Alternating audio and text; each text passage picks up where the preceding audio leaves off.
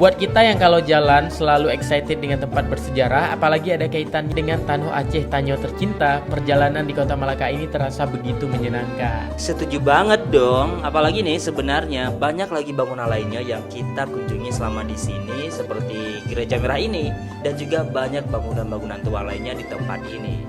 Kita juga sempat jalan-jalan ke dalam kotanya, di mana di sini rasanya kayak kota internasional. Nuansanya tuh ada Eropanya, Cina, India, Melayu, terasa banget di sini.